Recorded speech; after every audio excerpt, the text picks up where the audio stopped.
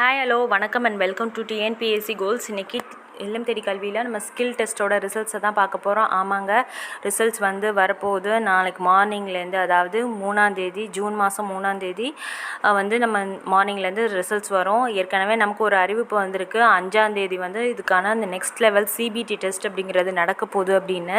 இந்த ரிசல்ட்டுக்கான நமக்கு செலெக்ஷன் எல்லாமே நம்மளோட ஃபோனுக்கு, மெசேஜுக்கு, இமெயிலுக்கு தான் வரும். ஸோ அதை எல்லோரும் மறக்காமல் நல்லா ஃபாலோ பண்ணிக்கோங்க, அப்பப்போ அப்டேட் ஆகிக்கோங்க.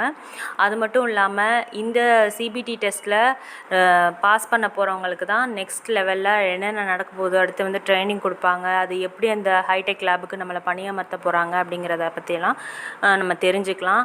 இப்போதைக்கான விஷயம், எந்த ஒரு சிலபஸுமே இதுக்காக அவங்க அறிவிக்கலை. எல்லாமே திடீர்னு தான், நமக்கு ஒரு ஸ்பான்டேனியஸாக தான் இருக்குது.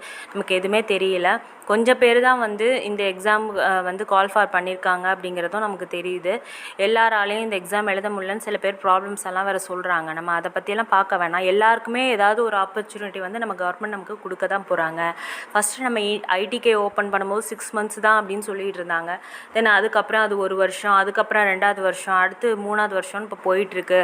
அது போலேயே அவங்க வந்து நம்மளை வந்து அவ்வளோ சீக்கிரம் கைவிட்டுற மாட்டாங்க. நமக்கான ஏதாவது ஒரு வழியில் அவங்க நமக்கு ஒரு ஹெல்ப்ஃபுல்லாக இருப்பாங்க. நம்ம என்ன பண்ணணுமோ தொடர்ந்து அவங்க சொல்கிறத வந்து அப்டேட் பண்ணிவிட்டு அதுக்காக நம்மளை எக்யூப் பண்ணிகிட்டே இருக்கணும். ஸோ அது எப்பயுமே முக்கியமான ஒரு விஷயம். இந்த லைனை விட்டுறாமல் நம்ம பாட்டுக்கு எப்பயா இருந்தாலும் செஞ்சுட்டே இருக்கணும். நம்ம பணியை கரெக்டாக செஞ்சுட்டே இருந்தோம்னா கவர்மெண்ட் நம்மளை கைவிடாமல் நமக்கு ஏதாவது வந்து சொல்லிகிட்டே இருப்பாங்க.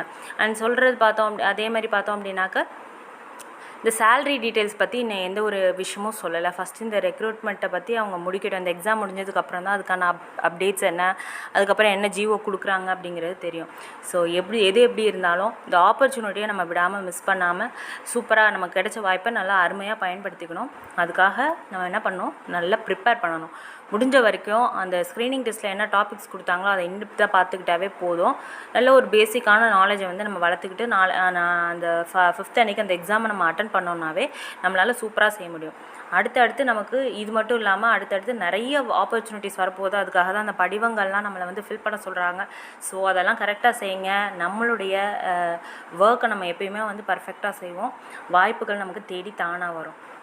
இந்த வீடியோ உங்களுக்கு யூஸ்ஃபுல்லாக இருக்குது அப்படின்னாக்கா கண்டிப்பாக இதை வந்து உங்கள் ஃப்ரெண்ட்ஸ் அண்ட் நம்ம ஐடிகே வாலண்டியர்ஸ்க்கு வந்து ஷேர் பண்ணுங்கள். அது மட்டும் இல்லாமல் சப்ஸ்கிரைப் பண்ணி சப்போர்ட் பண்ணுங்கள். என்ன தேங்க்ஸ் ஃபார் வாட்சிங் திஸ் வீடியோ.